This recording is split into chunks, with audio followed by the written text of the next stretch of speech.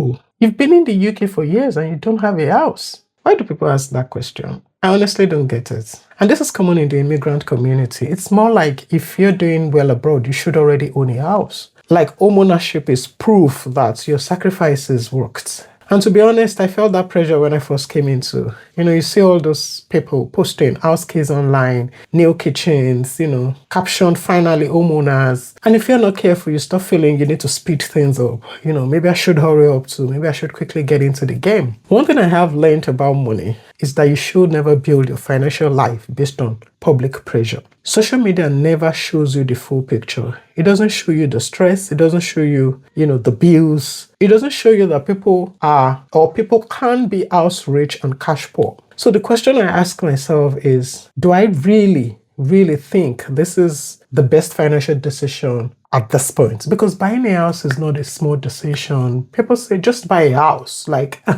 you're buying lunch. But when you break it down, it's a huge financial commitment. You're talking about the deposits, solicitor fees, mortgage payments, insurance, council tax, repairs, furniture, service charge, rising interest rate. And that's the scary part. When interest rate rises, your monthly payment rises. And sometimes people just calculate based on the mortgage payment. They don't think about everything else attached. So your rates, your monthly payment can rise from about 1,200 to 1,400 if interest rises. Where do you put that in the calculation? Because at the initial stage, you're probably not considering that. And you see, this kind of pressure can change your whole lifestyle. And that is one reason I didn't want to rush it.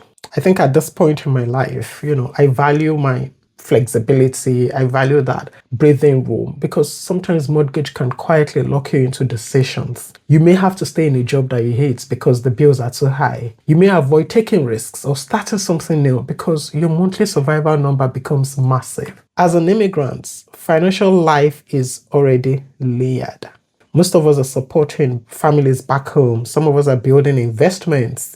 Some of us are sorting out immigration matters. Some of us are planning for children university fees. And we're also trying to create some sort of stability in our lives, juggling two places at the same time. So it is something you have to carefully think about. Will this strengthen or weaken my financial position? Another thing people rarely talk about is opportunity cost. Every pound tied up in property is money that cannot go elsewhere. If you put down a down payment, that money is locked into that house. The question is, could that money have been invested? Could it have been used to build a business or used to create more income streams? These are important questions people don't ask enough. I also think many people have been conditioned to believe that property is the only way to build assets or to build wealth.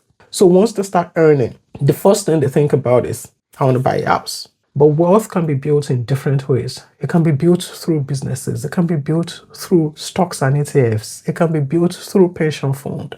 It can be built through multiple income streams. It can be built through cash flow producing assets. A house is an asset, yes, but it's not the only asset class in the world. And I like to say, I'm not against property. I may buy a house eventually. I probably will. But I want to buy it from a position of strength, not pressure. I don't want to make emotional decisions. I want to do it when it makes financial sense. I don't want to buy it because my friends bought it. I don't want to buy it to prove that, I'm doing okay now. No, I don't want to buy it to tell myself that I'm not feeling bad. No. And some people will say, oh, you're paying rent. Rent is dead money, blah, blah, blah. Nobody also talks about the money lost to mortgage interest, to maintenance, to repairs, to fees. Every financial decision costs money. The goal is not to avoid the cost completely. The goal is to choose the cost that gives us the best overall life position. For me right now, that has meant focusing on investing,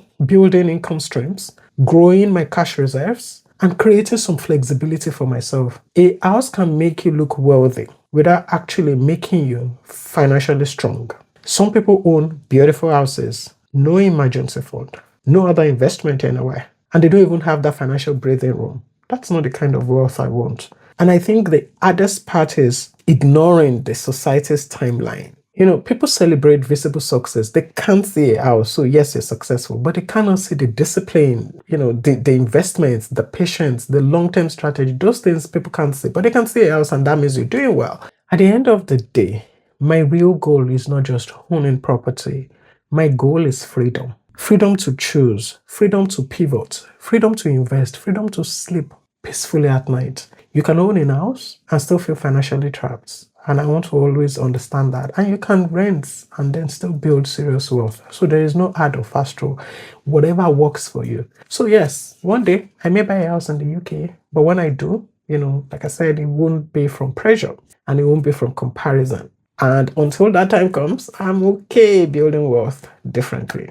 I'll see you in my next video where I talked about what you can do if you are over 50 with no retirement savings. And I'll see you there.